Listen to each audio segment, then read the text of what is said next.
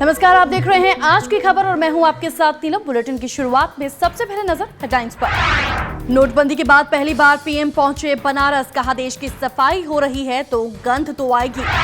बहराइच में कांग्रेस की जन आक्रोश रैली में राहुल का पीएम पर हमला, कहा बैंक डिफॉल्टर्स को बचा रहे हैं पीएम। अखिलेश कैबिनेट ने बड़े प्रस्ताव को दी मंजूरी, ओबीसी की 17 जातियों को मिला एससी स्टेटस।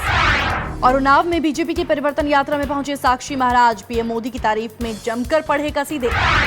तो आज की खबर की शुरुआत प्रधानमंत्री नरेंद्र मोदी की बनारस रैली से। आपको बता दें, अपने संसदीय क्षेत्र वाराणसी में पहुंचे प्रधानमंत्री नरेंद्र मोदी ने नोटबंदी से बौखलाए विपक्ष को करारा जवाब दिया। उन्होंने कहा कि जब सफाई होगी तो गंध तो आएगी ही। नोटबंदी के बाद प्रधानमंत्री नरेंद्र मोदी पहली बार अपने संसदीय क्षेत्र वाराणसी पहुंचे।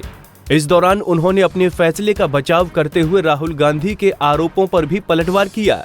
साथ ही उन्होंने विरोधियों पर निशाना साधते हुए कहा कि देश में सफाई का बड़ा अभियान चलाया जा रहा है। आजकल सफाई के दौरान गंध आ रही है और मैं भोले के आशीर्वाद से गंदगी साफ कर रहा हूं। पीएम मोदी का ये तंज विपक्ष के उन नेताओं पर था जो नोटबंदी के बाद से इसके विरोध में है। तो वहीं दूसरी ओर कांग्रेस उपाध्यक्ष राहुल गांधी ने बहराइच में जन आक्रोश रैली को संबोधित करते हुए प्रधानमंत्री नरेंद्र मोदी पर जमकर हमला बोला। उन्होंने कहा कि प्रधानमंत्री गरीबों को परेशान कर कुछ उद्योगपतियों को फायदा पहुंचा रहे हैं। कांग्रेस उपाध्यक्ष राहुल गांधी ने बहराइच में जन आक्रोश रैली को संबोधित किया। राहुल ने पीएम मोदी पर जमकर निशाना साधते हुए कहा कि मैंने पीएम से गुजरात में कुछ सवाल पूछे, लेकिन उन्होंने सवालों के जवाब नहीं दिए और मेरा मजाक उड़ाया। राहुल ने कटाक्ष किया कि बैंक के बाहर लाइन में लगा कोई भी सूट बूट वाला नहीं है। जो काले धन के कुबेर हैं वो पीएम मोदी के साथ जहाज में बैठते हैं।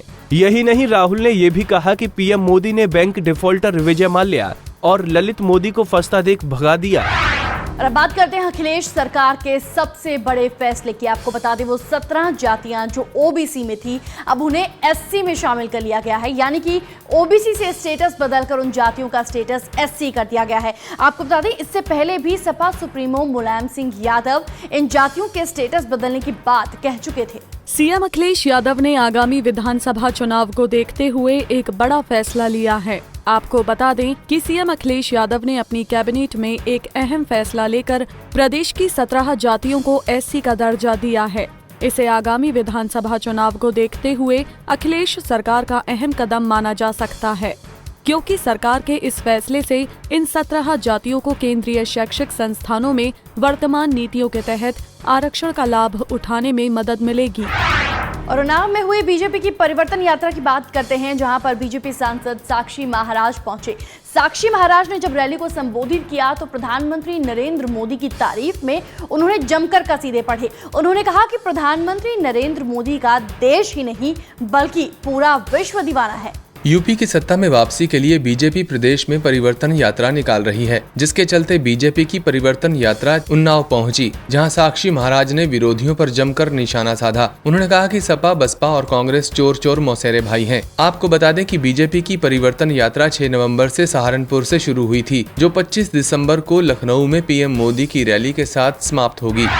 तो ये थी आज की खबरें। लगातार अपडेट्स के लिए आप देखते रहिए पंजाब केसरी टीवी। बाकी खबरों के लिए लॉग इन कीजिए up.punjabkesri.in पर और लाइक कीजिए हमारा Facebook page Punjab Kesari UP.